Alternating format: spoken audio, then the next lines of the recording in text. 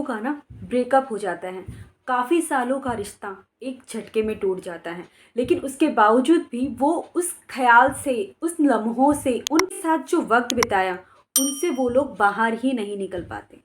इसके बहुत सारे कारण होते हैं, लेकिन क्या इनसे निकलना बिल्कुल इम्पॉसिबल है? बिल्कुल पॉसिबल है, आप भी निकल पाएँगे। लेकिन बस आपको थोड़े से प्रयास करने की ज़रूरत है। हम क्या करते हैं, हम वो चीज़ करते हैं जो वो चाहते थे। सबसे पहले ना आप अपने आप पे ध्यान देना शुरू करो। क्या उन्हें नहीं मिले थे तब आप ज़िंदा नहीं थे? आप लाश थे? नहीं ना, आप ज़िंदा थे, आप एक जीव थे। लेकिन उनसे मिलने के बाद आपने अपना सब कुछ उनके हिसाब से मैनेज करना शुरू कर दिया। क्या वो उनको पसंद है, क्या वो खाते हैं, कौन सा रंग उन्हें पसंद है, कौन से काम उन्हें करने पसंद है, और यही सब कारण होते हैं तो आपको उनको भूलने नहीं देते, चाहे वो लड़का हो या लड़की। ब्रेकअप के बाद, और ब्रेकअप अगर उसने किया हो या आपने किया हो, अगर आपने किया है तो आप उसे आसानी से भूल जाएंगे, लेकिन जब सामने वाले बंदा ब्रेकअप करके जाता है ना तो आसानी से भूला नहीं जाता, लेकिन इसे भी भूलना बिल्कुल पॉसिबल है। सबसे पहले तो अपने आप को ये विश्वास दिलाना होगा, क्या आप इतने गए गुजरे हो कि अगर ये बंदा आपको छोड़कर चला गया तो आपको दूसरा कोई नहीं मिलेगा, और अगर आप इतने गए गुजरे हो तो फिर कोई भी आपको छोड़ के चला जाएगा। जब आप ये सोचने लग जाओगे ना कि मैं इतना कैपेबल हूँ कि अगर वो मुझे छोड़ के गया तो दूसरा आ जाएगा, तब आप वाकई में वापस से इंसान बन पाओगे। सबसे पहले अपने जीवन में ना थोड़ा सा ब्रेक ले लो जब ऐसा कोई ब्रेकअप हो जाए तो, क्योंकि मैं मानती हूँ एकदम से किसी को नहीं भूला जाता, इसमें समय लगता है। आपको उनके पास जाने में, उनसे प्यार करने में, उनका ख्याल रखने में समय लगा होगा ना, तो उन्हें भूलना एक क्षण में कैसे पॉसिबल है? नहीं है ना पॉसिबल। इसके लिए सबसे पहले अपने आप को थोड़ा सा समय दो, एक शीशे के सामने खड़े हो जाओ और अपने आप से ये कहना शुरू करो कि मैं इतना हैंडसम हूँ या फिर मैं इतनी सुंदर हूँ कि मुझे और कोई भी मिल सकता है, शायद वही मेरे लायक नहीं होगा जो मुझे छोड़ कर गया है। जब आप शीशे के सामने खड़े होकर कम से कम दिन में एक बार 1 मिनट के लिए अपने आप को शीशे में निहारो और ये कहो कि मुझसे सुंदर कोई नहीं है, अगर वो मुझे छोड़कर गया होगा तो इसमें कहीं ना कहीं उसकी ही गलती है, मेरी नहीं। अपने आप को विश्वास दिलाने का ये बहुत अच्छा तरीका है, क्योंकि अपने आप से जब आप प्यार करोगे ना तो और लोग भी आपसे प्यार करेंगे, लेकिन जब आप अपने आप से ही प्यार नहीं करोगे तो और लोग आपसे क्यों प्यार करेंगे? दूसरा काम करो कि उन जगहों पे जाने के लिए ना थोड़ा सा टाइम छोड़ दो। जहां पर भी उनके साथ आप जाते थे, उनके टाइम स्पेंड करते थे, उन जगहों पर थोड़े दिनों के लिए ना ब्रेक ले लो, क्योंकि वो जगह ही हैं जहां वो आपको याद दिलाएंगी।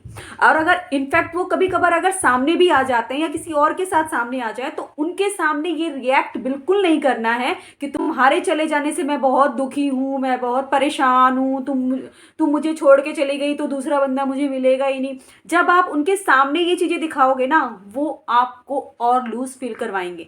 वो आपको ये दिखाएंगे कि मैं कितनी कैपेबल हूँ और तुम कितने बड़े बेवकूफ़ हो। इसलिए अपने आप को उनके सामने बिल्कुल भी लूज नहीं करना। और पता है, सबसे बड़ी शक्ति हम इंसानों में होती है, हम किसी को भी अपने अकॉर्डिंगली चला सकते हैं, और ये भगवान ने शक्ति हमें दी है और हर इंसान में ये शक्ति है। मैं भी पहले ऐसी नहीं थी, लेकिन आज हूँ। अपने हक के लिए लड़ना भी जानती हूँ और अपने हक के लिए सब कुछ करना भी जानती हूँ, क्योंकि मैंने अपने आप पर काम किया है। मैं किसी के सामने पहले खड़े होकर कोई बात नहीं बोल पाती थी।